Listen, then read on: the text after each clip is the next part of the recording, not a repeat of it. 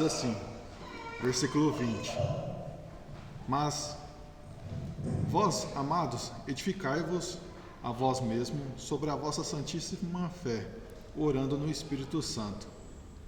Conservai-vos a vós mesmos no amor de Deus, esperando a misericórdia de nosso Senhor Jesus Cristo para a vida eterna. E apedregai-vos de alguns, usando de discernimento. E Salvai alguns com temor, arrebatando-os do fogo diante até a única manchada de sangue. Amém. Podem se assentar? Sejam bem-vindos. Seguindo com os avisos, segunda-feira, amanhã vai ter aula de música às 7 horas, quarta-feira culto de oração e sábado vai ter reunião de adolescentes às 5 horas da tarde e à noite, no mesmo sábado, vai ter o Confra Jovem.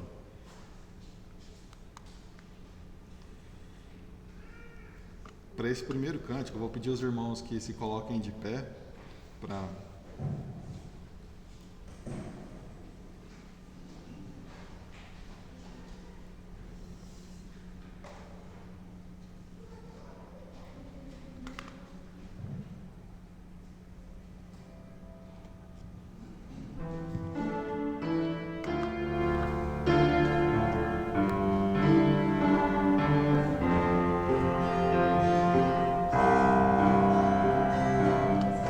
Nosso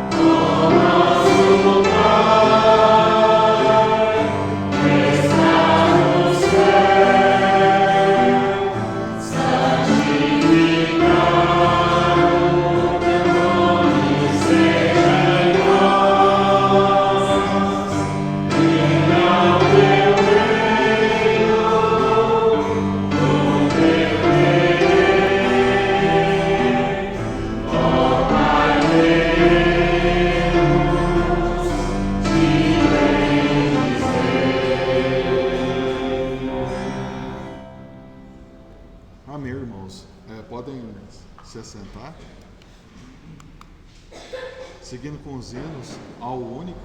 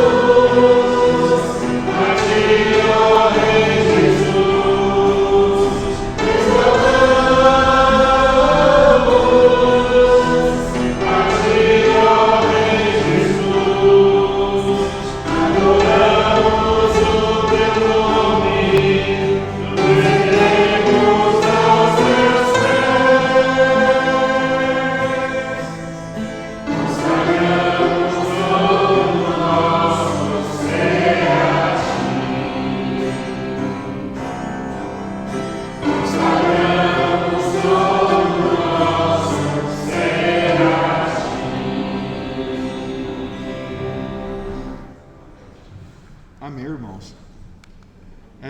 Vamos recitar o nosso versículo do mês. Mas antes, alguém se arrisca a falar de cor? Pastor, o pessoal lembra?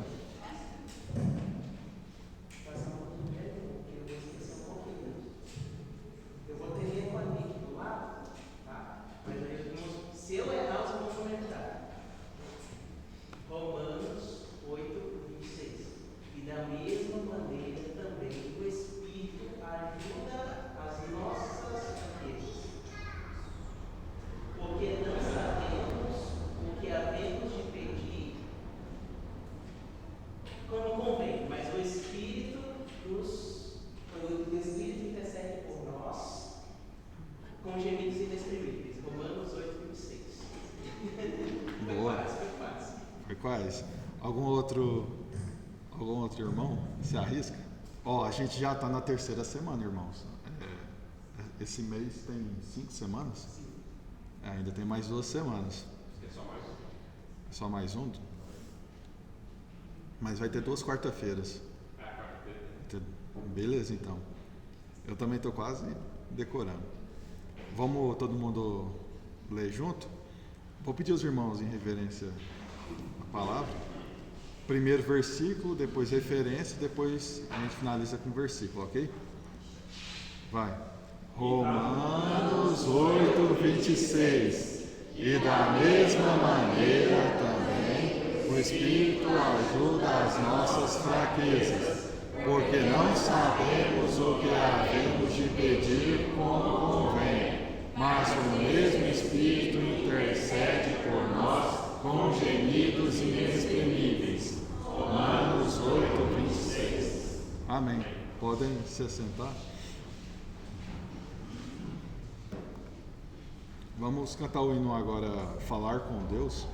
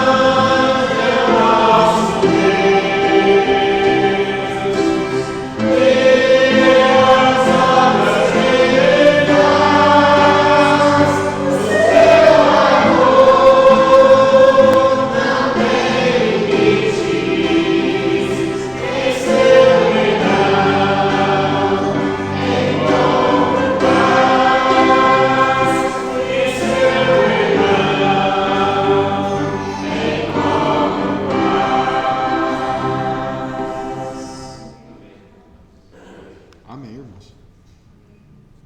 Bom, abrimos agora esse momento para o dízimos e oferta, com o versículo, tema desse mês a respeito, está lá em Gênesis capítulo 14, do versículo 19 ao 20, diz assim, ó: E abençoou e disse: Bendito seja Abraão pelo Deus Altíssimo, possuidor dos céus e da terra, e bendito seja o Deus Altíssimo, que entregou os teus bens aos teus inimigos nas tuas mãos. E Abraão deu-lhes o dízimo de tudo. Seguindo com o próximo louvor, aqueles que sentindo o coração de querer ofertar ou dizimar, segue o gasofilaço, e também temos o QR Code, que está logo atrás, ali no mural, ok?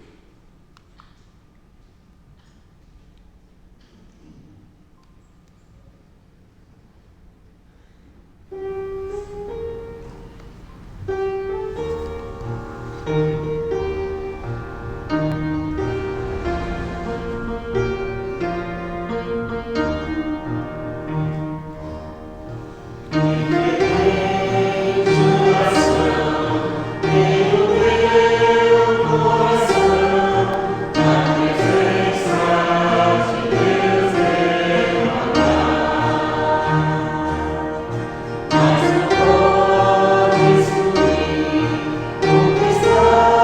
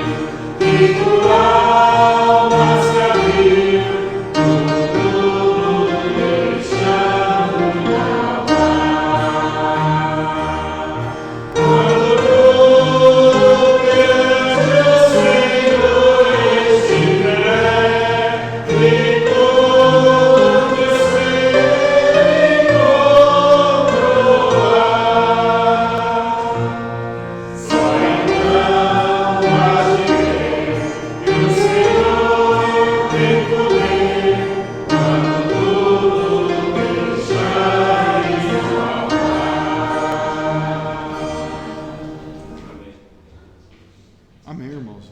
Pedir o irmão Alexandre para orar pelos dízimos e ofertas. Deus, irmão Isaac Jacó, obrigado, Pai, por mais um culto de adoração. Obrigado, Senhor, pelas ofertas e dízimos que são depositados aqui na Igreja Batista Vida Nova. Agradecemos pelo sustento que o Senhor tem nos dado, em especial pela chuva que o Senhor tem mandado, abundantemente por esses dias. Agradecemos a Ti, porque o Senhor é quem nos sustenta, nos vai a cada dia. Abençoe esse culto, os louvores que ainda vão ser entoados, a pregação logo após os louvores, e que o Senhor possa estar conosco. Que o Espírito Santo esteja na nossa presença, nos ajudando a entender mais da palavra do Senhor. Em nome do Teu Filho amado Jesus Cristo, nós oramos e agradecemos. Amém. Amém. Vou pedir para que os irmãos se coloquem de pé. A gente vai cantar o hino do mês. Andai no Espírito.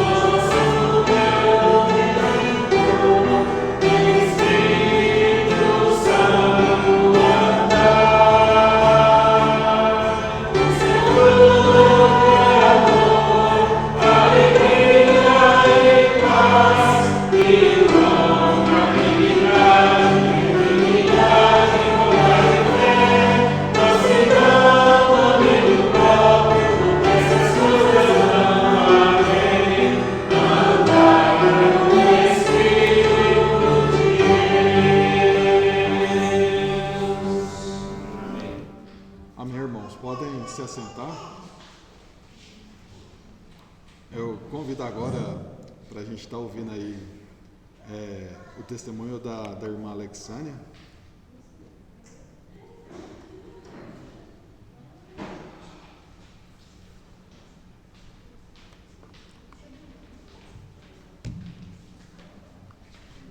Hã? Não. Boa noite, irmãos. Eu trouxe a minha colinha aqui porque senão... Vamos lá.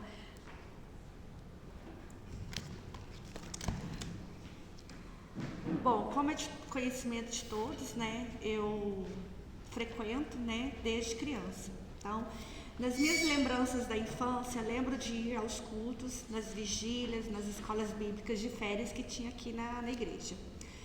Mas meu encontro com Deus foi num culto na Igreja Batista do Bairro Brasil. Na época veio um pastor pregar como convidado. Não lembro se foi conferência, não tenho na minha memória. E esse pastor ele veio como convidado, né? Mas lembro do dia, foi no pátio lá da Igreja do Bairro Brasil. E ali ele pregou, eu era muito criança, devia ter uns 8 anos, 9 anos, e eu estava numa salinha lá, na porta, né? E ele fez um apelo e eu levantei a mão, porque naquele momento eu entendi a mensagem de salvação, que Cristo tinha morrido por mim, pelos meus pecados, né? Que bastava eu crer no sacrifício dele ali na cruz. Porém, eu, por timidez ou até mesmo imaturidade, eu não fui até a frente. Ele convidou, né, todos os irmãos que tinham levantado a mão, mas eu não quis ir. Aí eu me escondi, né? Mas eu tinha, na frente demonstrou para a igreja que Cristo... Aí ele chamou, né, os irmãos para demonstrar para a igreja que Cristo tinha entrado. Não, perdão, irmãos. Porém, pela minha timidez, eu não fui até na frente demonstrar para a igreja que Cristo tinha entrado na minha vida e me mantive no meu lugar. Com 11 anos de idade, na mesma igreja, eu passei pelo batismo nas águas. Eu lembro que o pastor Ederval, ele me questionou, né? Com o batismo, o que me garantia, né? Qual o versículo que eu poderia dizer para a igreja que Cristo tinha morrido por mim. E aí eu recitei, porque Deus amou o mundo de tal maneira para que todo aquele que nele crê não pereça, mas que tenha a vida eterna. Então é um versículo que eu carrego na minha vida. E lembro que foi o dia do batismo, foi em julho de 1986, foi numa noite bem fria e a água bem gelada. Então eu passei por várias igrejas depois disso, acompanhando meus pais. E quando eu alcancei a maioridade, eu comecei a frequentar a igreja presbiteriana, acompanhada de uma senhora que era vizinha nossa, Dona Arlinda. Eu sempre gostei de estar com pessoas mais velhas, né? Então assim, eu conversava muito com ela, acompanhava ela. Hoje ela está com Cristo, ela não está mais entre nós. Uma mulher de Deus. Eu gostava muito assim de estar indo com ela nos cultos lá. E com isso eu comecei a frequentar lá as programações, os acampamentos. Então, assim, foi uma época muito... a gente trabalhava muito lá na igreja com os jovens, né? Aí veio a faculdade, né? Quando eu entrei na faculdade, eu comecei a priorizar os estudos e trabalho e deixei de frequentar os cultos. Mas o Espírito Santo, ele me incomodava. Eu sabia que eu estava errada e ele ficava ali me incomodando, né? E em paralelo a isso eu conheci o Lamuniel, né? Ele sabia da minha fé, eu sempre falando de Jesus para ele, né? E assim a gente começou a namorar, foi um namoro muito rápido, porque mesmo eu não estando firme na casa do Senhor, eu tinha convicção que tudo que eu fizesse que não agradasse a Deus seria pecado, né? E então casamos com 1 ano e 3 meses, foi o pastor Demerval que fez o nosso casamento. E no curso, né, eu fiz um compromisso com ele, de que eu voltaria, né, que eu e minha casa serviríamos ao Senhor, né.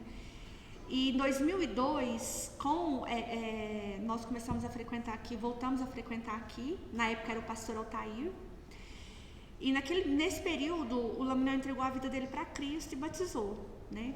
E aí teve um culto com o pastor Altair que ele fez um apelo. E nesse apelo, ele fez para os não salvos. Mas eu sabia, eu tinha a convicção da minha salvação. Então eu falei, não, eu sou salva, né? Mas aí ele fez um outro apelo, né? Para aqueles que fossem salvos, mas que quisessem se reconciliar com Cristo, que levantasse a mão e que viesse até a frente. Foi aí naquele dia que eu fiz um compromisso com Cristo, que eu iria voltar a frequentar, que eu estaria firme, que eu não ia deixar as coisas do mundo na frente, que eu ia deixar Cristo guiar a minha vida.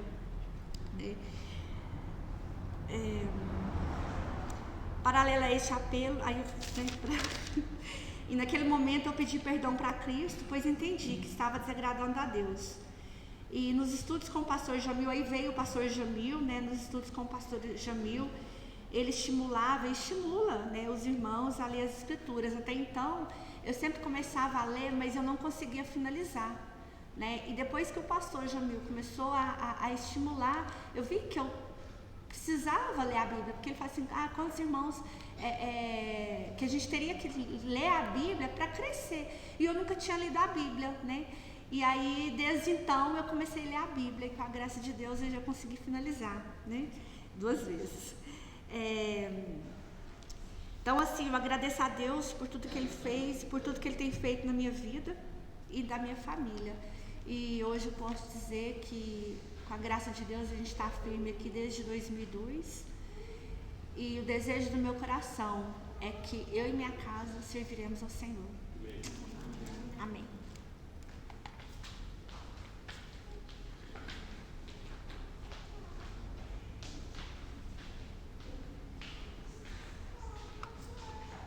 Amém, irmãos.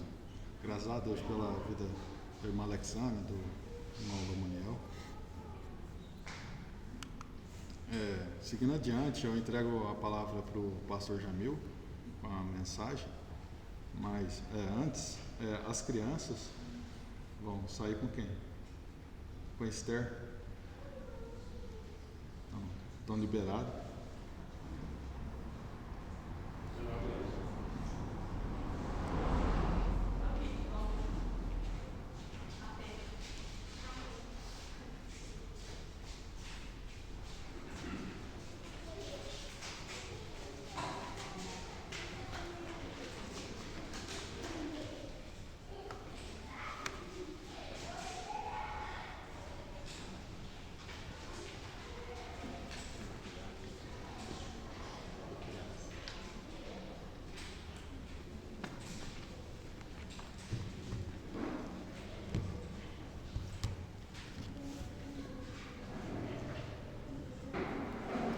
Boa noite, irmãos.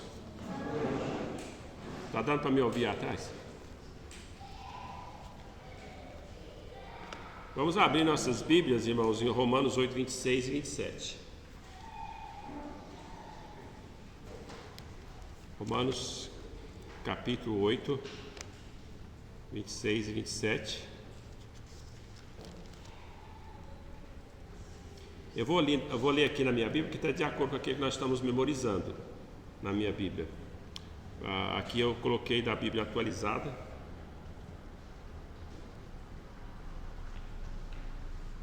Todo mundo achou? Para aqueles que forem achando, vão ficando de pé. Se tiver todo mundo de pé, eu vou saber que todo mundo encontrou.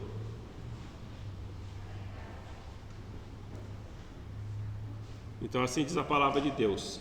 Da mesma maneira, também o Espírito ajuda nas nossas fraquezas, porque não sabemos o que havemos de pedir, como convém, mas o mesmo Espírito intercede por nós com gemidos inexprimíveis.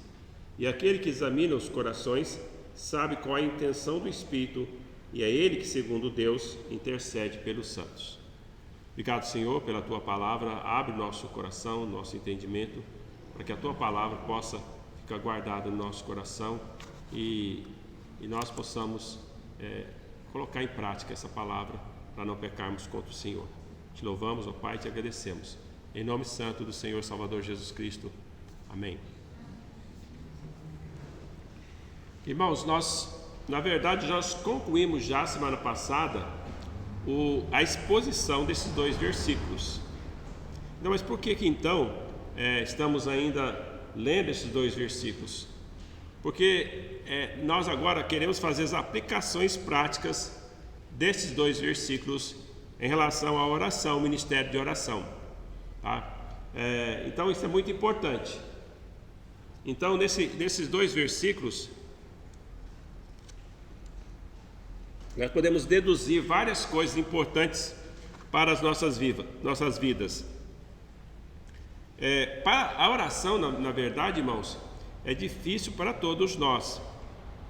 Todos nós precisamos lutar com a nossa carne para nós realmente termos tempo com Deus, para nós realmente não nos distrairmos quando estivermos orando. Então, é sempre aquela luta espiritual, aquela luta para que nós continuemos firmes quê? Celular, tá lá com a tia Raquel.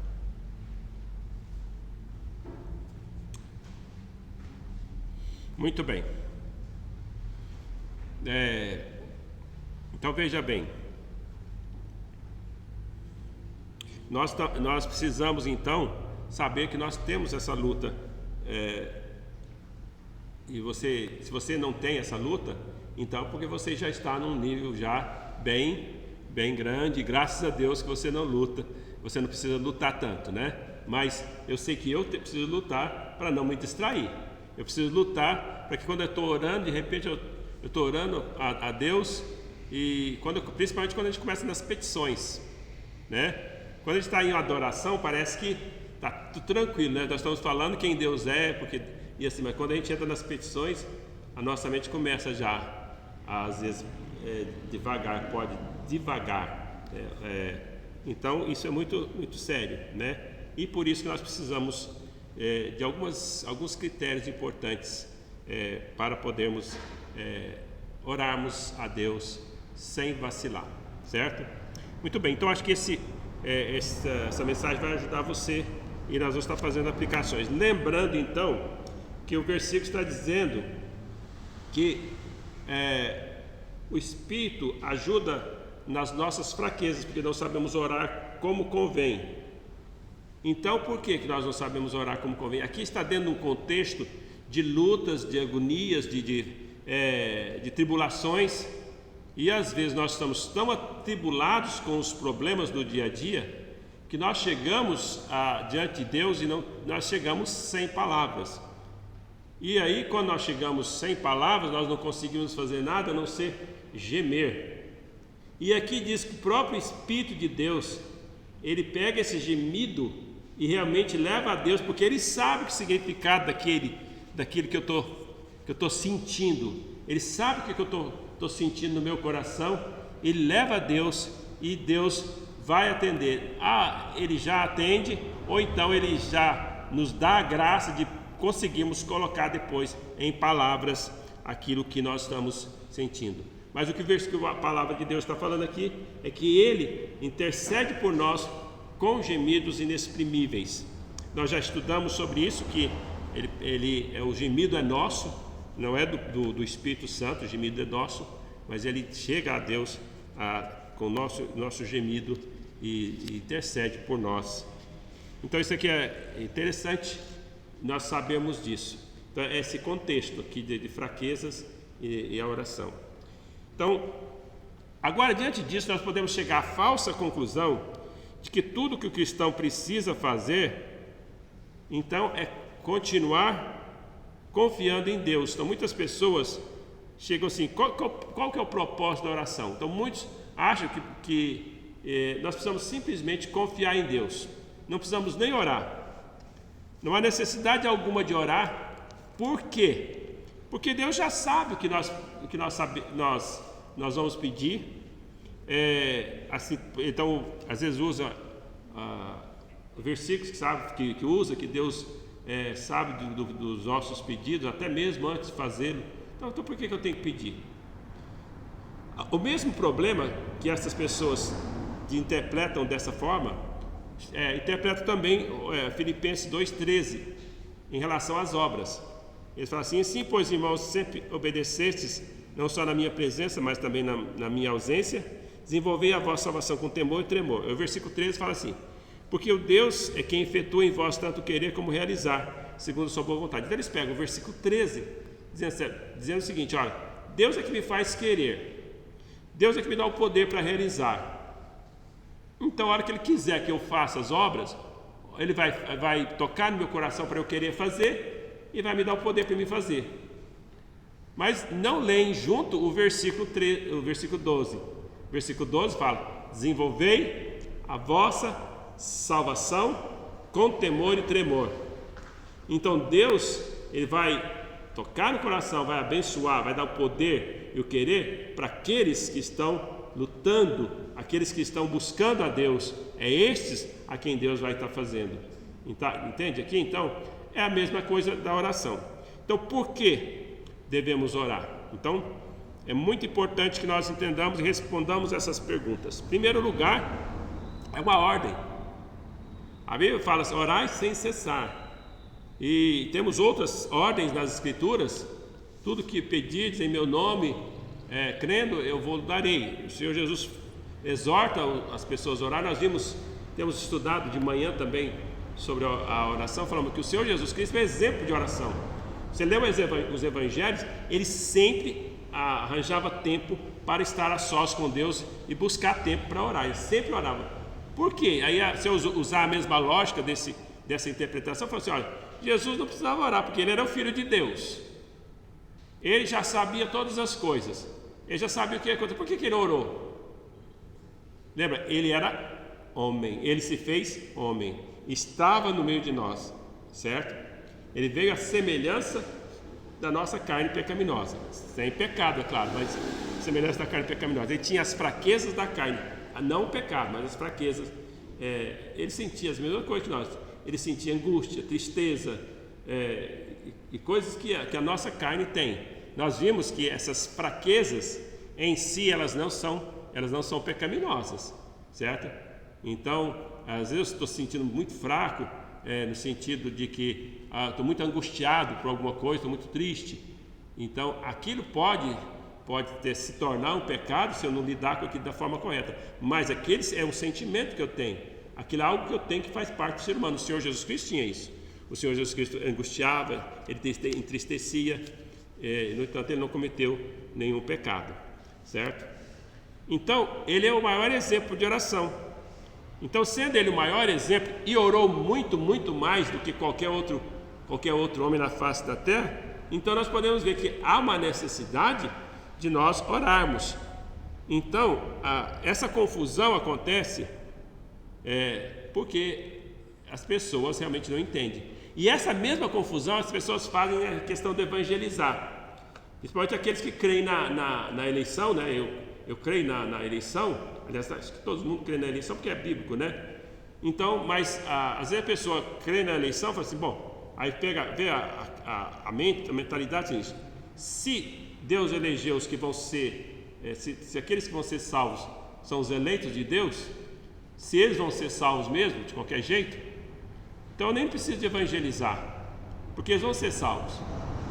Mas a Bíblia ordena que nós evangelizemos. Nós temos uma ordem para evangelizar. Então, o que eu tenho que entender é o seguinte: uma verdade bíblica não pode anular outra verdade bíblica.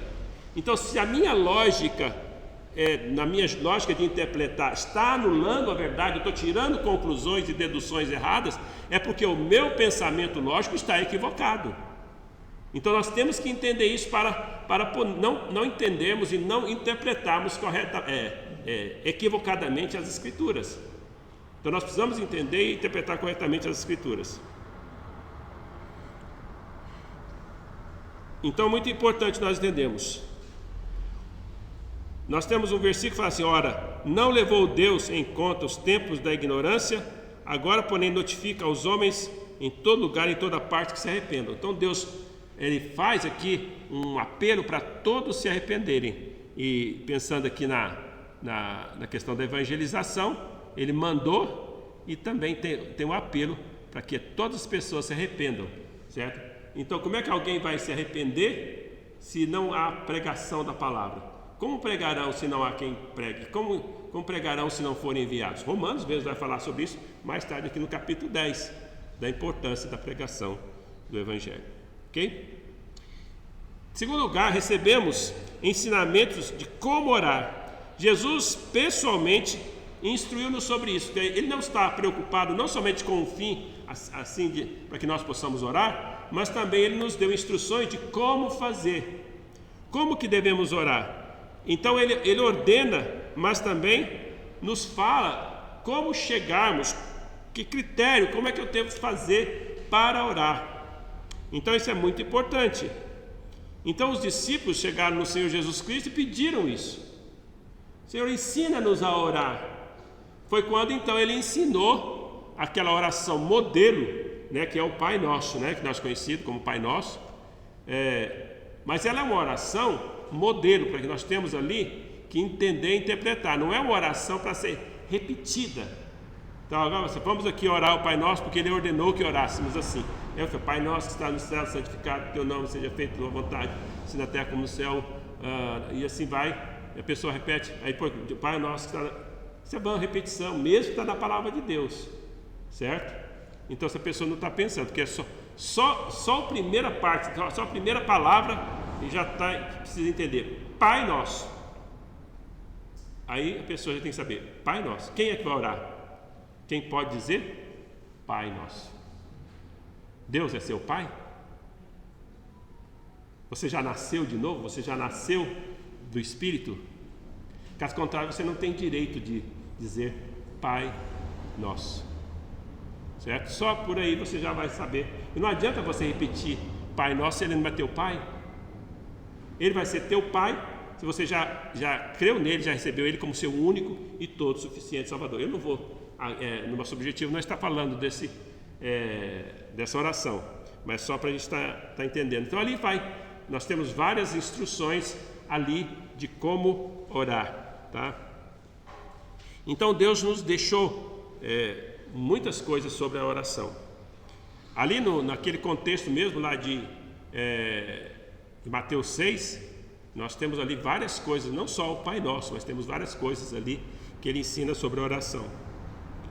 Então a oração é um dos meios designados por Deus para nos conduzir à glória final. Lembra que o objetivo de Deus, nós estamos estudando Romanos 8, o objetivo de Deus é chegarmos àquela glória final.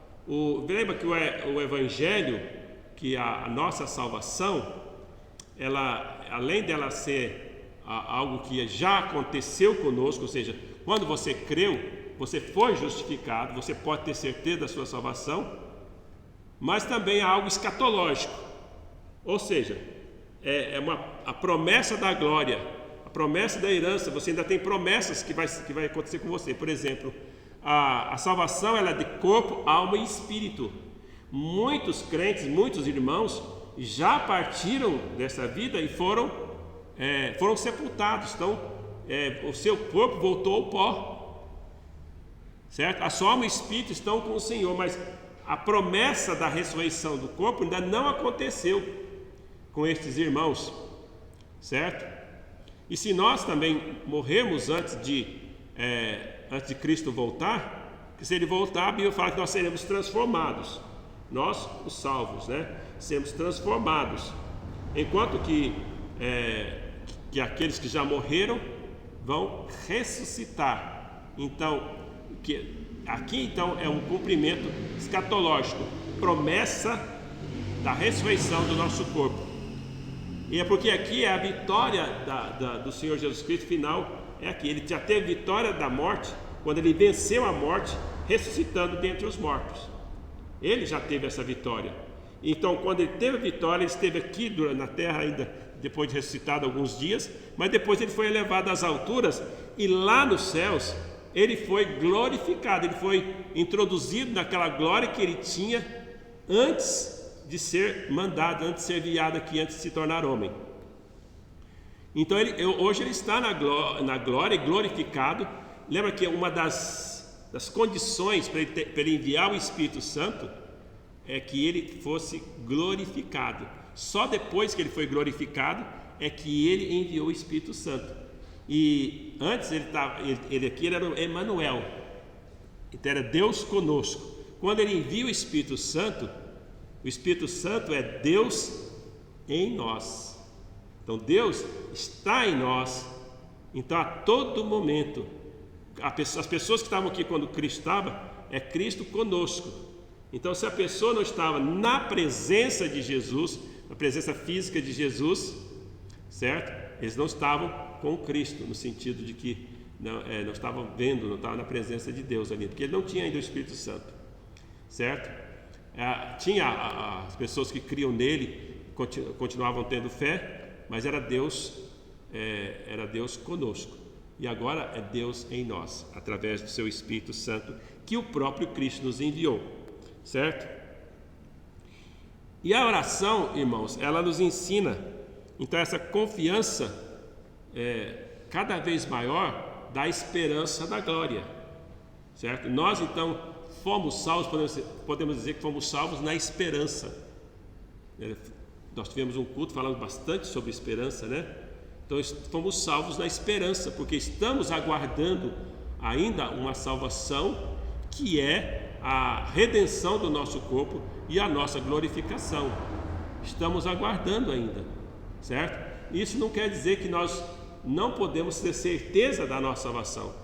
Então aqui a oração nos faz com que nós tenhamos essa certeza, essa garantia, porque eu tenho o Espírito Santo, ele é o selo, ele é a garantia, ele é o penhor de que eu recebo esta herança finalmente, certo? Então Deus não somente ele prometeu na sua palavra, como também ele deu o Espírito Santo como garantia, como selo da nossa herança, ou seja, como ele próprio é a garantia que nós vamos estar tendo essa esperança da glória sendo finalizada, a nossa salvação finalmente sendo finalizada. É o que nós falamos dos 3 tempos da salvação. Então eu fui salvo, quando eu fui justificado, quando eu recebi Jesus Cristo como Salvador. Estou sendo salvo do poder do pecado, que é o processo de santificação todos os dias, através da minha disciplina espiritual. E essa esperança da glória eu vou ser salvo, que é futura, certo? Então, meus irmãos, esta confiança nele é muito importante. Também é na oração que eu vou expressar a minha confiança nele e também a minha humildade, que eu me submeto a ele. Então é importante que eu faça isso, que eu me submeto a ele. Eu estou aqui, Senhor, eu sei que todas as coisas dependem do Senhor. Isso é muito importante. Se você vê lá o Velho Testamento, Deus, ele aprecia quando a pessoa pede para ele. Então, por que o Davi era chamado o rei segundo o coração de Deus? Porque Davi, ele sempre buscava o Senhor, buscava a orientação de Deus, até mesmo nas batalhas. Ele sempre falava: Senhor, eu devo subir contra este reino? Senhor, eu devo fazer assim? Então ele sempre perguntava para Deus, e Deus orientava ele, falou assim: olha, não, dessa vez você vai fazer de outra forma. Deus ensinava para ele estratégia de guerra. Você vai dividir o exército em 2 e Deus vai ensinando para ele, porque ele se humilhou e dependeu dele. Muitas vezes Deus abençoava o rei de Israel, né? Na época lá dos reis mais tarde. E quando aquele rei, em vez de pedir a Deus, ele fazia aliança com outros reinos para ajudá-lo, Deus realmente não abençoava. E Deus, às vezes até abençoava na sua misericórdia, mas ele não ficava satisfeito quando eles buscavam a ajuda de outros reinos, porque ele queria, porque o Deus deles era o Deus verdadeiro, o único Deus. Deus de Israel é o único Deus e é o nosso Deus, certo? Então Deus queria que eles se humilhassem, saber, Senhor, depende do Senhor. O Senhor, ele é chamado Senhor dos Exércitos, certo? Porque ele é o Senhor da batalha, ele que vence as batalhas. Então isso é importantíssimo, tá? Então é importante que nós entendamos isso. Então, pela oração ele nos ensina confiança, nos ensina humildade e prova nosso amor e nosso desejo de querer estar na sua presença. Você gosta de estar na presença de Deus? Certo? Muita gente não gosta de estar na presença de Deus, né? O incrédulo não gosta, o descrente não gosta de estar na presença de Deus. Então, estar na igreja é uma luta, a pessoa não quer ir, certo? Só mesmo quando o Espírito toca lá, convence do pecado, da justiça, do juízo, aí Deus traz, certo? Mas por isso que Deus manda a igreja ir, vai onde está o pecador. Não fica esperando o pecador chegar. Você vai e conduz e fala de Jesus Cristo. Então isso é importante. A igreja tem que ir e fazer. E a igreja se definha quando não faz, certo? Ela vai se definhando, vai ficando um grupinho, certo? E quando vai ficando um grupinho, às vezes começa a surgir problemas e vai às vezes só diminuindo, porque a igreja não evangeliza, certo? a igreja não evangelizar, é problema de todos nós, certo? Todos nós somos responsáveis. Então isso é importante nós entendermos. Então é o seguinte, quando a gente ora, a gente confia que Deus vai fazer a obra, certo? Então quando nós saímos para evangelizar, eu tenho que saber que eu vou pregar, mas é Deus que salva a alma, é através do seu Espírito Santo, é através da pregação da palavra e da ação do Espírito Santo, porque Ele é que convence o pecador do pecado, da justiça e do juízo. Então é a ação conjunta de Deus. Eu vou, faço, então, mas mostra que eu reconheço que todo o poder depende dele, porque a salvação de uma alma é como uma ressurreição de uma vida, porque a pessoa está morta nos delitos e pecados e ela vai viver, ela tem um espírito morto, o espírito dela está sem ação, e com a ação do Espírito Santo ela nasce de novo. Então, aí pela pregação, Deus usa a pregação da palavra, o Espírito faz a obra e acontece a ressurreição daquela alma, certo? A ressurreição daquela vida ali, certo? Não estou dizendo de ressurreição do corpo ainda, estou falando da ressurreição. A pessoa está morta nos delitos, agora ele está vivo, certo? Porque ele nasceu do Espírito. Então isso é muito importante. Pela oração também ele nos faz uma crescente revelação de si mesmo. Então quando eu estou em oração e ao mesmo tempo na palavra de Deus, eu vou estar entendendo, e na prática eu vou entendendo como que Deus é todo poderoso. Então às vezes nós não oramos e trabalhamos muito, trabalhamos até para o Senhor muito. Trabalhar para o Senhor sem oração é desgaste à toa. Presta atenção. Trabalhar para Deus, até trabalhar para Deus sem oração é desperdício de energia. Por quê? Porque eu estou fazendo, mesmo que eu estou fazendo uma coisa que é da vontade de Deus, mas se eu não estou confiando nele, se eu não estou entregando nas mãos dele, estou deixando que ele faça, mesmo aquele trabalho vai ser em vão. Na sua misericórdia, uma hora ele salva alguém, porque mas ele quer que eu peça, ele quer que eu vá e peça: Senhor, salve essas almas. Tem pessoas que às vezes estão vindo muito tempo e não se firma, ou não se converte, mas ele quer que eu peça todos os dias, certo? Então é muito importante. Eu vou estar bem vendo aqui que ele vai atender também segundo a sua vontade, tá? É outra coisa que nós vamos estar entendendo aqui. Então é o seguinte, ele nos treina para chegarmos àquilo que a palavra de Deus ensina lá em Efésios 4:13, para que todos cheguemos à medida da estatura da plenitude de Cristo. Então ele usa pregadores para nos pregar a palavra, para nos ensinar, mas pela oração também nós podemos também, é uma dos meios que Deus usa para nós chegarmos a essa plenitude do Senhor Jesus Cristo, porque o nosso alvo é sermos parecidos com Cristo, é sermos imitadores do Senhor Jesus Cristo, certo? Então até o próprio Filho de Deus, a segunda pessoa da Trindade, quando esteve encarnado, passou grande parte do seu tempo em oração. E eu já mencionei isso, eu quero agora citar o versículo que fala que ele cresceu por causa disso. Olha, veja Hebreus capítulo 5, versos 7 a 9. Ele, Jesus, nos dias da sua carne, tendo oferecido forte clamor e lágrimas, orações e súplicas, está falando do Senhor Jesus, a quem podia livrar da morte, e tendo sido ouvido por causa da sua piedade, ele foi ouvido? Deus o livrou da morte?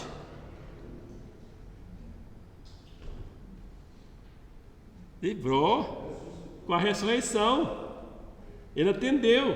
Ele não atendeu dele livrar da morte, assim, que ele não evitou dele morrer aqui, né? Assim, dele cumprir, porque fazia parte da missão dele. Ele tinha que morrer, porque ali ele teria que fazer expiação dos pecados, certo? Na oração dele, quando ele orou por isso, se possível, passa de mim este cálice, contudo não faça a minha vontade, mas a tua, certo? Então, mas não era possível, não tinha outra pessoa que podia pagar o preço dos nossos pecados, só ele, e somente através do sangue, porque sem derramamento de sangue não há remissão de pecados. O princípio estava lá no Velho Testamento com com aquelas figuras que era, na verdade, com as doutrinas lá do sacrifício de animais. Estava ali, certo? A figura daquele que havia de vir. Ele é o Cordeiro de Deus que tira o pecado do mundo. É o Cordeiro de Deus que foi sacrificado. Então ele tinha que ser sacrificado, ele tinha que derramar seu sangue para que assim nós pudéssemos ser salvos. Mas Deus o livrou da morte com a ressurreição. E glória a Deus por isso. Então ele está falando aqui, mencionando já a ressurreição, né? Forte clamor e lágrimas, orações e súplicas a quem podia livrar da morte. E tendo sido ouvido por causa da sua piedade, embora sendo filho, aprendeu a obediência pelas coisas que sofreu. Aprendeu a obediência, não é que ele era desobediente, certo? Não é que ele era desobediente.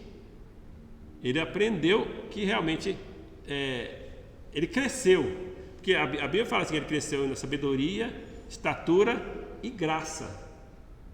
Jesus Cristo cresceu, desenvolveu como homem, ele aprendeu que a melhor coisa era obedecer a Deus. Contudo, ele orou, passa de mim esse cálice se for possível, contudo não faça minha vontade, mas a tua. Então é a mesma coisa quando nós vamos orar a Deus, nós queremos muito uma coisa, Deus me ajuda, que eu gostaria muito disso, mas não faça a minha vontade, faça a tua. Porque às vezes eu quero uma coisa tanto, que eu oro, que eu insisto, que eu vou lá, peço. Mas quando eu sei a vontade de Deus, eu não tenho que orar mais. Acabou. Deus falou, a resposta foi não, então acabou. Quando Paulo estava pedindo que Deus o livrasse daquele espinho na carne, ele orou, Deus, a minha graça te basta. Paulo parou de orar para Deus tirar o espinho da carne. Daí ele realmente aprendeu com aquilo. O poder se aperfeiçoa na fraqueza, porque quando eu estou fraco, então é que eu sou forte. Então ele aprendeu, certo? Então isso é importante. Ele tornou-se então o autor da salvação eterna para todos que lhe obedecem, todos que creem nele, né? E são salvos. Então vamos aqui agora pensar num outro subtítulo, dizendo assim: é certo aconselhar todo mundo a orar, inclusive os incrédulos? É uma pergunta interessante. Romanos 8, 27, que nós estamos estudando, né, aqui, ele diz o seguinte: e aquele que examina os corações sabe qual é a intenção do Espírito. É ele que, segundo Deus, intercede pelos santos. Paulo diz então que o Espírito, segundo Deus, intercede pelos santos. Quem são os santos? São os salvos, certo? Mas Deus nunca atende os incrédulos? Bom, houve casos sim que Deus atende os incrédulos, porque vamos pensar que quando a pessoa chega a Deus, aquele publicano orou: "Sê propício comigo, pecador." Certo? Ele ainda não era um santo ainda, mas Deus ouviu e o salvou. Lá na cruz, aquele ladrão está prestes para morrer: "Lembra de mim quando entrares no teu reino. Hoje mesmo estarás comigo no paraíso." Deus ouviu. Então nós temos muitos casos que Deus ouviu. O próprio eunuco, né, que fazia orações, Deus ouviu e mandou que ele falou assim: "Olha, lá num tal lugar, na rua chamada direita, tem um homem lá, manda as pessoas lá chamar ele, que ele vem cá te falar as coisas." Deus ouviu ele. E ele foi, e chegou Pedro lá e pregou o evangelho para ele, ele se converteu. É Cornélio, né? Eu falei, acho que é Cornélio, se não me engano. Bom, então tá lá. Então Deus ouve essas pessoas, mas essa intercessão aqui do Espírito é pelos santos, certo? É triste, mas a pessoa que não tem Deus, ela não tem muito consolo, certo? Ela não tem muito a quem recorrer, porque ela não crê em Deus. Como é que ela vai orar a Deus? Ela não tem confiança, ela não sabe que Deus é aquele que pode realmente, aquele que pode livrar das angústias, naqueles momentos mais tristes. Então, às vezes o consolo para estes ficam mais limitados, certo? A menos que esses vão, então, entreguem as suas vidas a Cristo. O cego que fora cego, lá no capítulo 9, ele diz: Deus não ouve a pecadores. Então ele usou isso como argumento para dizer que Jesus, porque eles tinham acusado Jesus de que era um pecador. Ele não tinha ainda nem se convertido, ele estava no processo de conversão. Ele estava no processo ainda. Ele ainda não tinha compreensão totalmente de quem era Jesus. Ele teve a compreensão total quando ele teve o segundo encontro com Jesus. Quando Deus falou assim: crês tu no Filho do Homem? Ou crês tu no Filho de Deus, não é verdade? Crês tu no Filho de Deus? Quem é ele, Senhor, para que eu possa crer? É este que fala com você. Quer dizer, sou eu que falo contigo. Então aquele que ele fez, ele creu e o adorou. Então ali foi que ele se converteu. Mas ele estava no processo. O Espírito Santo já estava trabalhando, né? Podemos dizer assim, que Deus estava trabalhando no seu coração. E ali ele já estava, naquele processo, já estava, uma coisa ele sabia, que Jesus não era pecador. Ele já tinha confessado que Jesus era profeta e que ele não era pecador. Porque aí os argumentou: Deus não é pecador. Como é que Deus ia ouvir esse homem quando fez essa cura? Como é que ele ia fazer, sendo que Deus não ia ouvir? Ninguém pode curar um cego de nascença a não ser Deus. Então, se Deus usou ele, é porque ele só pode ser de Deus. Então, essa foi a lógica dele, certo? A premissa dele estava correta, certo? Porque é homem de Deus, dentro desse contexto aqui. Então, nós devemos instruir o povo de Deus sobre como orar. Então, quando ele usou esse argumento aqui, de que Jesus curou porque ele era filho de Deus, caso contrário, ele nada podia fazer, ainda mais curar um cego de nascença. Então, devemos instruir o povo de Deus sempre a orar. Então, o versículo 27 fala para nós: ele ouve os santos. Devemos também instruir que não é qualquer homem ou qualquer hora, em qualquer lugar,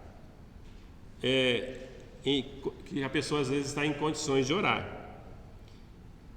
Mas nós já vimos, irmãos, que às vezes, quando a Bíblia fala assim, orai sem cessar, não é que eu vou estar entrando na presença de Deus no sentido de que eu vou orar. Você está lá no trabalho. Como é que você vai? Dá um tempinho aqui que eu vou parar aqui o serviço, que eu vou ali orar. Você não tem como fazer isso. Mas você pode estar naquele momento ali na sua mente já orando a Deus. E você encontrou uma dificuldade ali e você precisa estar resolvendo. Na sua mente, você pede a Deus, orando em oração: me ajuda, Senhor. Sei que o Senhor é Deus Todo-Poderoso. Ou então uma coisa gloriosa, que você tem uma vitória: obrigado, Senhor, louvado seja o Senhor, certo? Do seu coração, tá? Então você vai estar orando sem cessar. Um versículo importante também aqui, Lucas 11:1. De uma feita estava Jesus orando em certo lugar. Quando terminou, um dos seus discípulos pediu para ele: ensina-nos a orar. Então ele via a necessidade de aprender e a necessidade de orar. Os santos sentem essa necessidade. Então, se você não sente necessidade de orar, certo? Talvez você tenha dificuldade, talvez você passe uma luta para orar, mas você sente a necessidade, você sabe que se não está orando, você sabe que está errado, e você sente que realmente está alguma coisa errada, e você realmente sente essa necessidade e vai buscar. E mesmo que você não está tendo a vitória, mas você quer ter essa vitória. Então, isso é importante. Então, se você não está tendo a vitória na oração, ore a Deus. Deus, me ajude a orar. Me ajude a fazer essa parte. Lembra aqui do versículo de Filipenses: desenvolvei a vossa salvação com temor e tremor. Como é que você vai fazer? Ore. Eu não estou querendo agora. Ore sem querer. Certo? Ore sem querer. Quando você fala para um filho, obedeça, o filho você quer a obediência dele. A princípio ele vai te obedecer sem querer, só talvez com medo da disciplina. Tudo bem, ele obedeceu. Aquele primeiro momento ele vai te obedecer.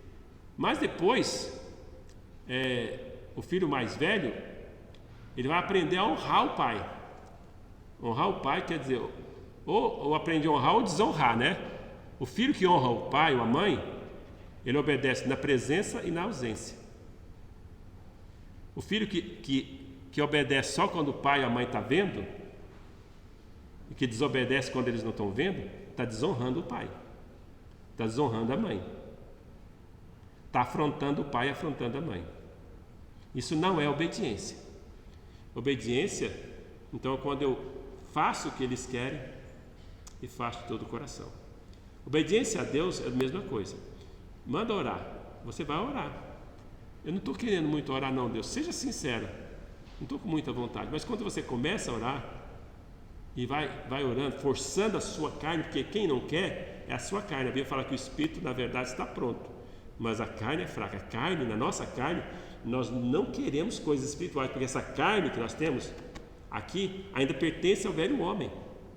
Nós só vamos livrar das fraquezas dessa carne quando estivermos lá com o corpo glorificado, certo? Na nossa carne nós não queremos, mas aí nós vamos orar a Deus: o Senhor me ajuda a quebrar, a dizer não, a mortificar os feitos do corpo, que aqui nos ensina aqui em Romanos 8, a fazer morrer os feitos do corpo, certo? A natureza terrena, fazer morrer essas coisas. Então, você vai fazer isso.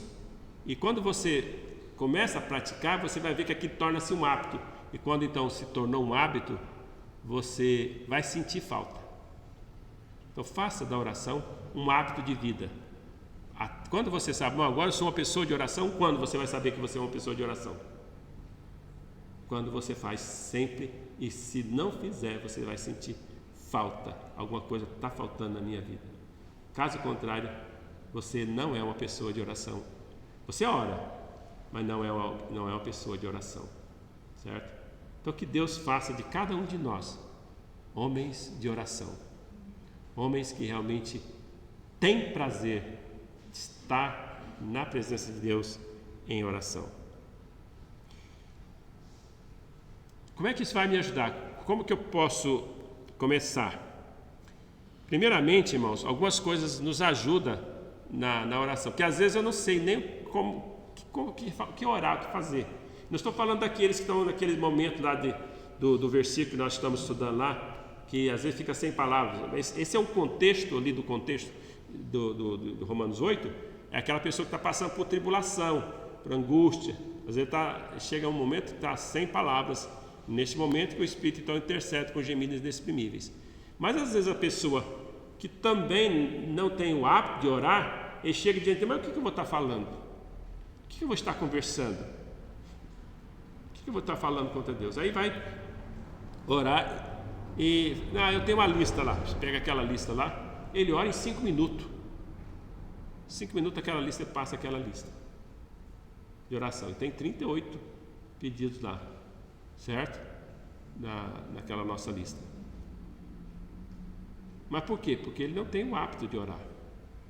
Porque passar tempo em oração parece que é uma coisa é uma luta, é uma angústia, uma tristeza para aquela pessoa, porque ele não tem o hábito. Estou falando dos santos, estou falando até dos santos, estou falando do ímpio, do incrédulo. Esse aí nem tenta, certo? Esse nem quer orar, certo? Mas eu preciso quebrar a vontade da minha carne, eu preciso quebrar isso, certo? Então, como é que eu vou fazer? tem algumas estratégias importantes. Sabe, você vai orar por aquilo que você sabe que Deus quer que você ore. Então, por exemplo, oração de adoração. Primeiramente, você tem que conhecer Deus. Considere quem é Deus. O que Deus é? Primeiro, qual que é a sua relação? Como está a sua relação com Ele? Certo? Ele é teu pai? Você tem que ser totalmente honesto nesse sentido. Você já tem Cristo como seu único e todo suficiente Salvador? Se a sua resposta é não, então está explicado por que você não gosta de orar. Primeira coisa, a oração que você tem que fazer é de arrependimento. É de pedir a Deus misericórdia. Que abra os seus olhos para que você realmente entenda a palavra de Deus. Para que você realmente seja esclarecido na questão do Evangelho. A graça de Deus possa te alcançar. Mas só a resposta não, eu creio no Senhor Jesus, tenho certeza da minha salvação.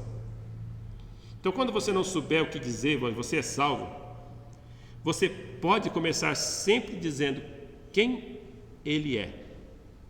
Quando você não souber o que dizer, fale, não fale de você, fale sobre Ele. Isso é uma oração de adoração e Ele vai aceitar essa oração. Então, por exemplo, fala dos seus atributos essenciais, que faz parte da sua essência, daquilo que denomina Deus ser Deus, né? Os atributos que só pertencem a Deus. Por exemplo, Deus é onipresente. Você tem que conhecer alguma coisa da doutrina, certo? Mas eu não gosto de estudar a palavra de Deus. Mas você está vindo na igreja, você está aprendendo alguma coisa, certo? Faz anotações. Aprendi hoje que Deus é onipresente. O que é isso? Deus está presente, Deus está me vendo. Deus vê Deus está aqui presente. Ele está em todos os lugares. Então, Ele está vendo o que eu estou fazendo, o que eu estou fazendo aqui. Ele está vendo o que eu faço lá na minha casa, o que eu faço lá no meu quarto, que eu acho que está escondido de todo mundo, mas Ele é onipresente. Então, isso traz temor a Deus, certo? Você conhecer que Deus está presente, você tem que ter essa consciência. Senhor, me faz eu sempre saber quem é o Senhor, especialmente que o Senhor é onipresente. Isso vai trazer temor para você realmente pecar. Ninguém está vendo, Deus está, Deus sabe, certo? Onisciência também, Deus está vendo e Deus também sabe o que você está fazendo. Ele é onisciente, sabe todas as coisas. Você mentiu. Talvez a pessoa acreditou em você. Talvez nunca ele vai descobrir. Mas você sabe que não é verdade e Deus também sabe. Você pediu algo emprestado e não devolveu. Talvez a pessoa não deixa para lá, nem fala com você, tá? Mas você sabe, você não pediu dado, você pediu emprestado, certo? E você não pagou. Se você não pagou, Deus sabe, certo? Então o mínimo que você tem que fazer é, olha, eu sei que eu pedi emprestado, não acertei, eu quero, assim que eu tiver um dinheiro eu vou te pagar, certo? Ou então, se for pouca coisa, já arruma o dinheiro, já vai lá e paga, né? Então isso é muito importante. Santidade, santidade, eu estou falando dos atributos essenciais. Onisciência, onipresença e onipotência. Deus é todo poderoso. Então Ele pode todas as coisas. Então, saber que Deus é onipotente também é importante, porque você está passando por um momento que não tem solução, mas Deus é onipotente. Então todos os atributos de Deus têm aplicação pessoal na sua vida. Então você vai dar glória a Deus por aquilo que Ele é, certo? Então isso ajuda você também quando você for fazer seu devocional.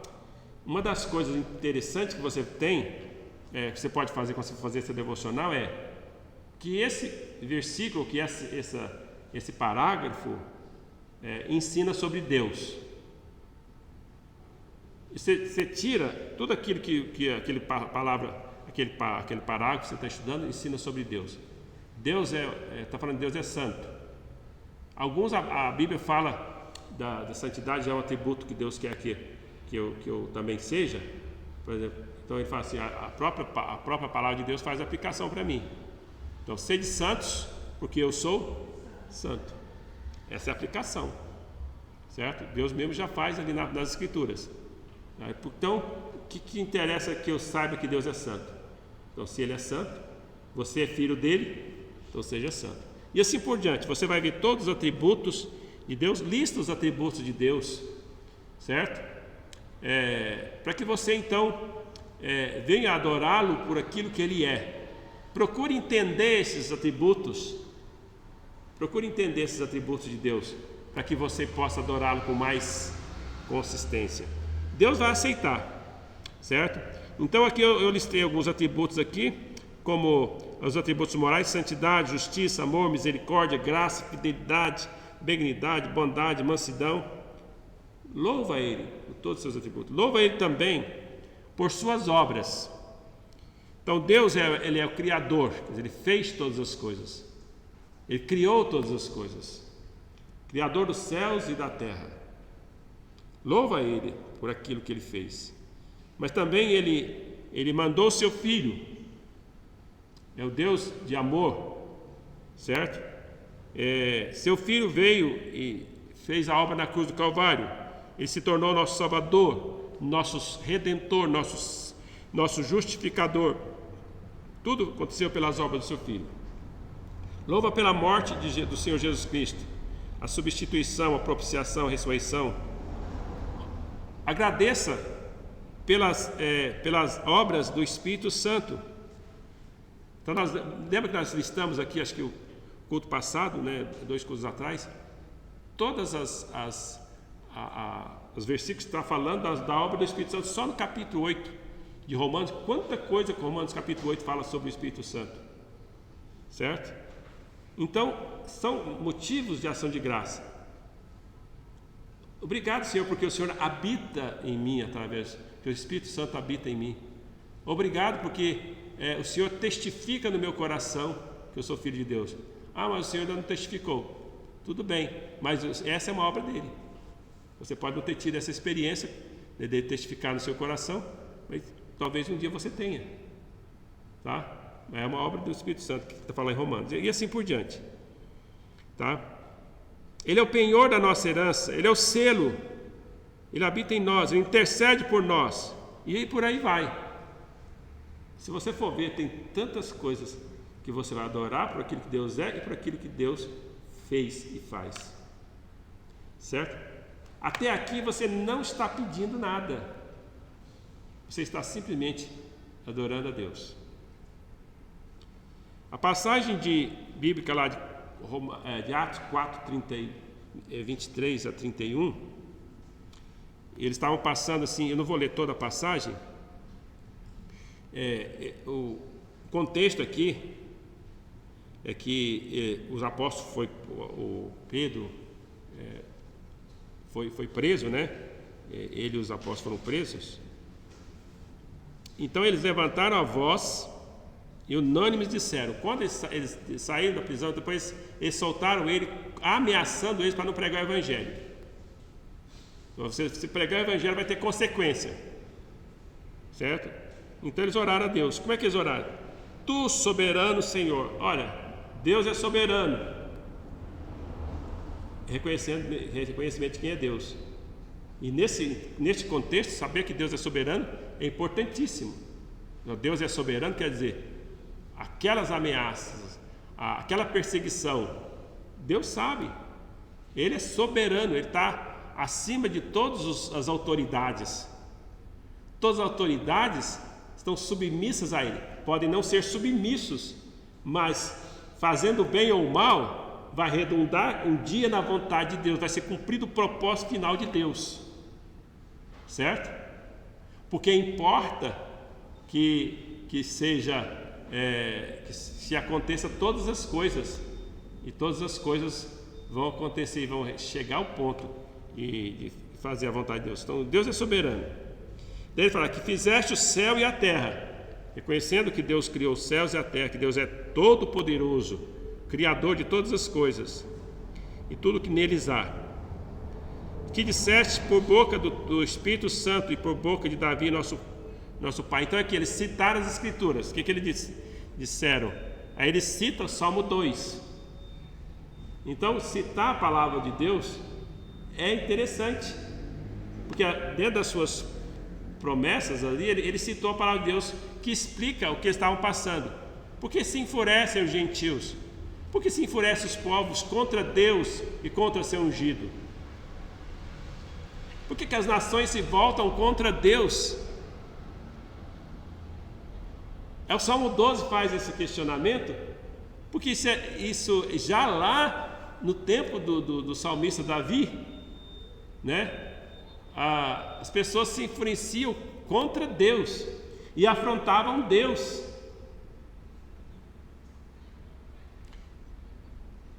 E aí ele vai fazer aplicação na realidade deles, porque verdadeiramente se ajuntaram nessa cidade contra o teu servo Santo Jesus Cristo, o qual ungistes. Aí eles vão falar de Jesus. Eles se levantaram contra o teu servo Jesus Cristo, reconhecendo que a perseguição era contra Jesus. Eles não se colocaram, eles não se vitimizaram. Eles estão me perseguindo, eu estou fazendo a vontade do Senhor. Olha aqui, está falando mal de mim. Olha aqui, está fazendo isso comigo. Não se vitimizou. Não, eles estão perseguindo, mas porque estão perseguindo ao Senhor Jesus Cristo. O Senhor Jesus Cristo, quando foi salvar Saulo, né? Que não era, né? Ele chegou: Saulo, Saulo, por que me persegues? Mas ele estava perseguindo Jesus, a pessoa de Jesus. Jesus nem estava aqui. Ele estava perseguindo a igreja de Jesus. É a mesma coisa. Quem persegue a igreja, quem persegue os santos, persegue o Senhor Jesus Cristo.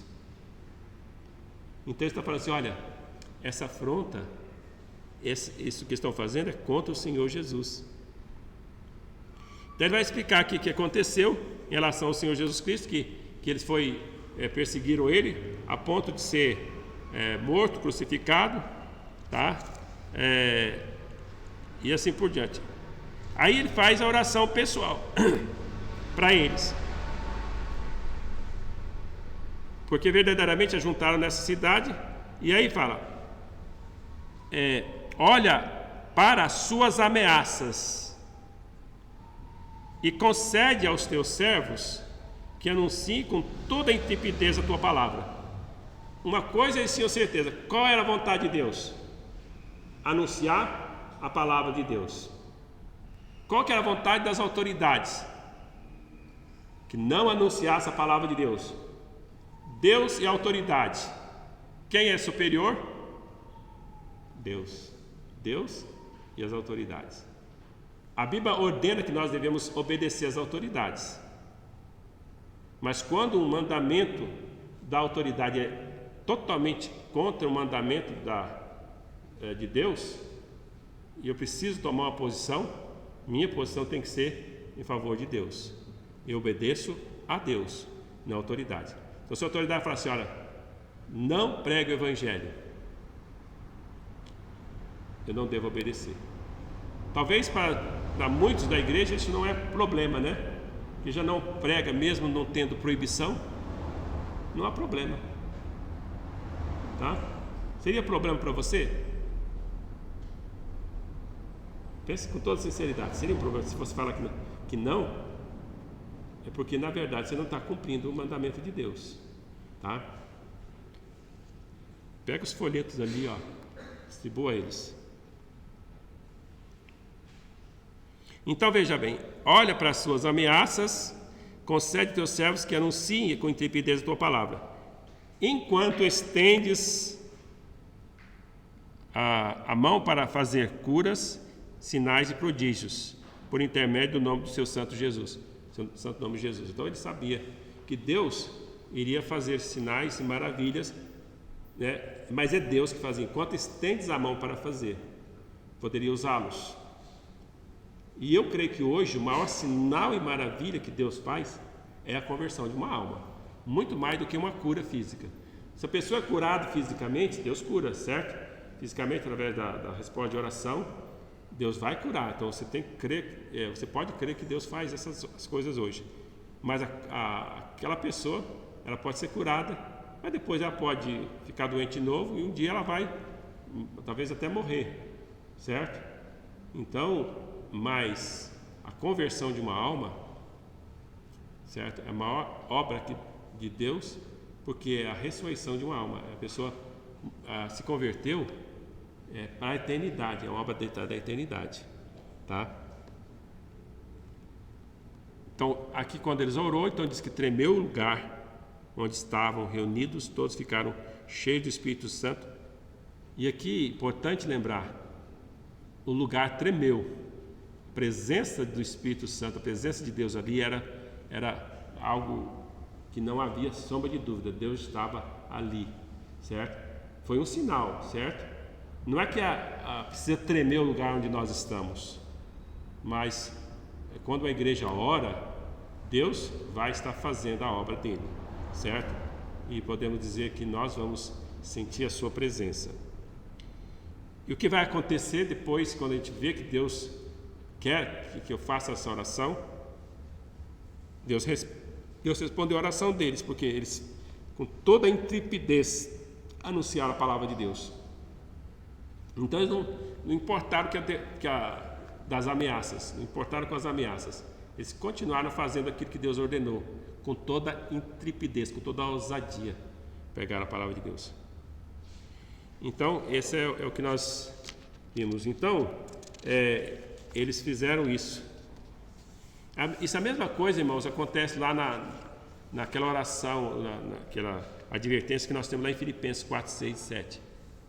Não andeis ansiosos de coisa alguma, em tudo, porém, sejam conhecidos diante de Deus as vossas petições, pela oração e súplica com ações de graça. Pela oração é adoração, certo? Súplica, ações de graças. Então, oração, ação de graças, e aí você faz a petição. Está tudo ali, certo? Aqui nós falamos. Faça pedidos espirituais. Também Deus se agrada com pedidos espirituais. O que são pedidos espirituais que Deus vai aceitar? São pedidos que estão em harmonia com a vontade de Deus. Por exemplo, pelo sucesso da obra de Deus, pelo reino de Deus, pela santidade da sua vida,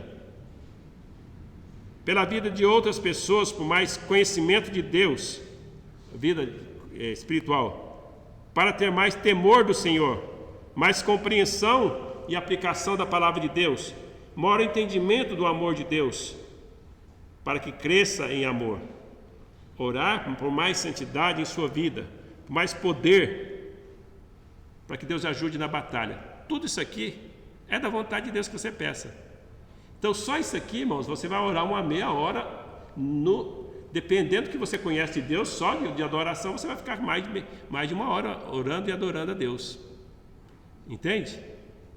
Então, seus pedidos espirituais vai depender daquilo que você conhece também, daquilo que é da vontade de Deus em relação à sua vida espiritual. Tá? Então não deixe a sua apostila no banco e não leve para a sua casa para você ter essa. Aqui é só uma lista por baixo. Tá? Então isso aqui é importante. Quando vai diante de Deus, você tem que confessar seus pecados. Primeira coisa. Minha oração, som do meu coração. Vê se tem em mim algum caminho mau. Me conduz para o caminho da sua perfeição. Aquele que encobre as suas transgressões jamais prosperará, mas o que as confessa e deixa alcançará misericórdia. Então isso é importante, eu fazer isso. Ok? Algumas precauções, eu vou ser bem rápido. Essa aqui é uma precaução que eu não posso deixar de falar. Salmo 106, versículo 15, fala para nós o seguinte: concedeu-lhes o que pediram, mas fez definhar-lhes a alma. Quando o povo de Israel estava no deserto, eles pediam que Deus desse carne. Eles sempre estavam murmurando, pedindo as coisas. E pela insistência deles, Deus deu, mas fez definhar-lhes a alma. Há certos pedidos que você pode fazer que está fora da vontade de Deus, Deus pode até atender, mas sua alma pode se definhar se você está fora da vontade de Deus. Você está namorando incrédulo, você é crente, você está namorando incrédulo, ó Deus, me ajuda para que a gente possa dar certo, possa casar, e Deus, a pessoa vai insistindo, a pessoa vai, chega, casa com aquele incrédulo.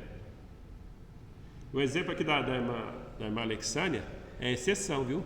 Na sua maioria, os homens não se convertem. Graças a Deus, o Molamuniel está aqui, é exceção, certo? Na sua maioria, as pessoas não se convertem, certo? Aí a pessoa pede, Deus concede, mas faz definir a alma. Por quê? Por que a pessoa vai pedir, fala que já não é da vontade de Deus? 2 Coríntios, capítulo... me fugiu a memória, 6, né? 2 Coríntios, capítulo 6, 2 Coríntios, capítulo 6, fala sobre isso. Para não ter associação com incrédulos, certo? Você não se... por quê? O casamento é a união mais íntima que você tem. Se você tem uma união bem íntima com o incrédulo, se você é crente, tem propósitos espirituais, ele não vai ter, certo? Então, esse é um jugo desigual. Ali, segundo Coríntios fala que é um jugo desigual. Você entrou num jugo desigual. Como é que você pode andar, colocar um cavalo e um boi para andar junto? Na verdade, um cavalo.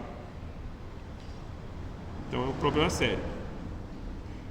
Depois que você orou, verifique se você tem paz de Deus. Filipenses 4:7 fala: a paz de Deus, que excede todo entendimento, guardará o vosso coração e a vossa mente em Cristo Jesus. Está falando de ansiedade, está falando daquilo que você orou, mas quando você ora e Deus responde, você sabe que foi a vontade de Deus, você vai sentir a paz no seu coração.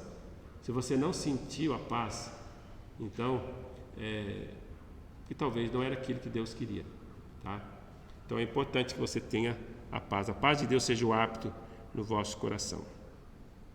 Hebreus 12 fala assim, 28 e 29: por isso, recebendo nós um reino inabalável, retenhamos a graça pela qual sirvamos a Deus de modo agradável, com reverência e santo temor, porque nosso Deus é fogo consumidor.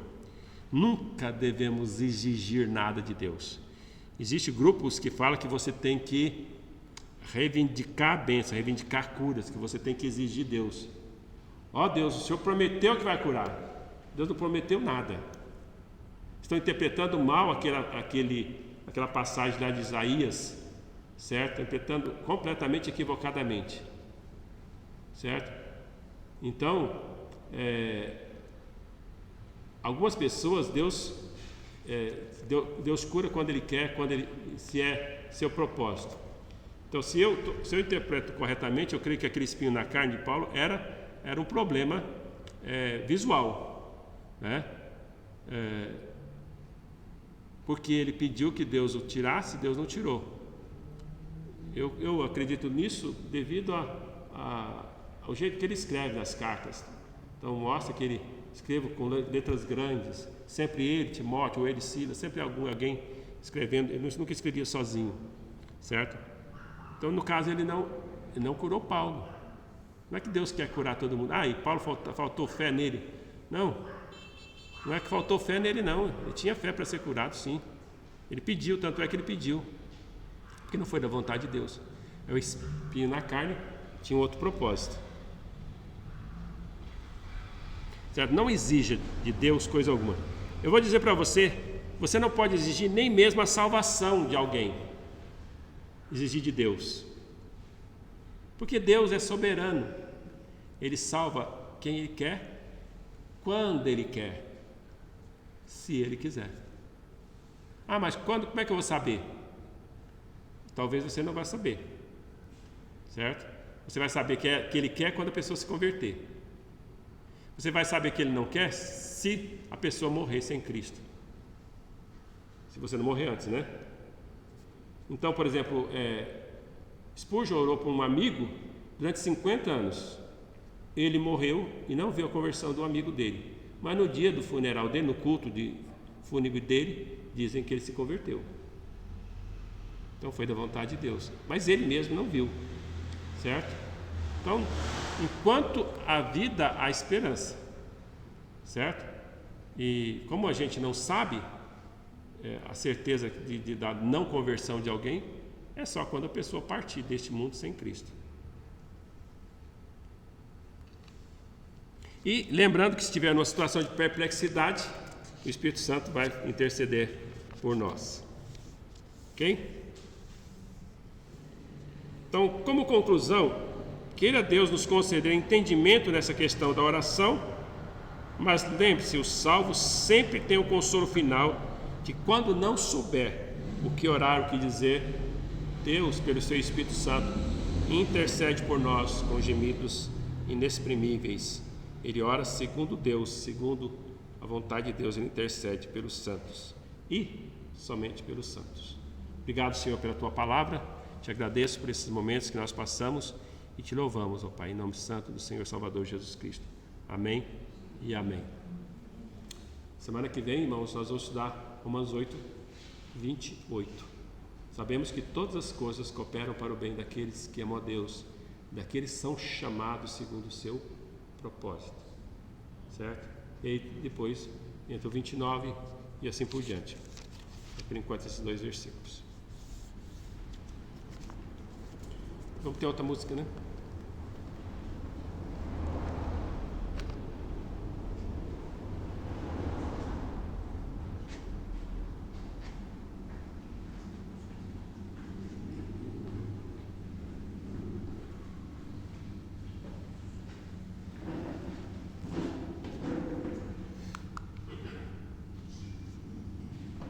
Bom, excelente. Tem um versículo em Salmos que é o meu preferido e casa bem com o que o pastor estava ensinando, que é o Salmos 25:14, que ele fala assim, ó, a intimidade do Senhor é para aqueles que o temem, às quais ele revelará os teus segredos. As portas, o véu foi rasgado, né? As portas estão abertas, ele está acessível, né? Enquanto há tempo. A gente deve olhar isso como uma oportunidade, né? Falar assim, nossa, está disponível, e não como um desprezo, né? E um descaso. Mas é isso. Vamos cantar o hino do mês. Peço aos irmãos que se levantem.